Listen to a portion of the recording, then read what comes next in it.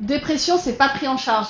Alors si, en fait, sur les assurances de prêt immobilier, il faut juste changer de contrat. En fait, quand vous avez un contrat sur lequel vous avez tout ce qui est dépression, anxiété, stress ou tout ce qui est lié à votre dos, effectivement, dans la majorité des contrats, si vous ne prenez pas l'option sans condition d'hospitalisation, vous serez couvert qu'à condition, pour le coup, d'être hospitalisé un certain nombre de jours, que ce soit pour le psy ou pour le dos, voire pour le dos avoir l'obligation d'intervention chirurgicale pour que votre arrêt maladie lié à ça puisse être pris en charge par votre assureur.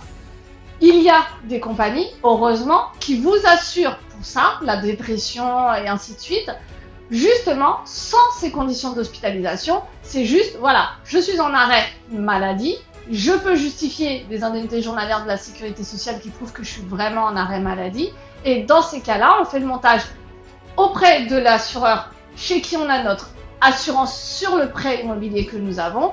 Il faut avoir la garantie, évidemment, incapacité temporaire totale, donc ce qui est de l'arrêt de travail, arrêt maladie, accident, etc. Et avoir effectivement le fait que le dos et le psy sont sans condition d'hospitalisation.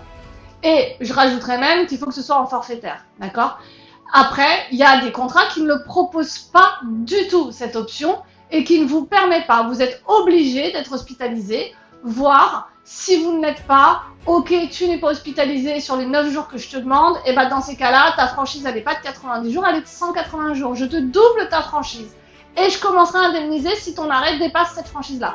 Concrètement, relisez vos contrats, tous, vraiment, relisez vos contrats, relisez les conditions générales, ou en tout cas, apprenez à regarder où c'est indiqué dans les documents. Je vous montre vraiment beaucoup de documents sur mon profil. Vous avez énormément de vidéos à disposition. Je sais qu'elles sont longues, mais ça peut vous permettre de déjà vous faire indemniser quand vous ne saviez pas que c'était indemnisable pour de l'arrêt maladie, et surtout apprendre à lire vos contrats, vous apercevoir que vous n'êtes pas sur quelque chose d'optimal vous concernant, et vous pourrez en changer.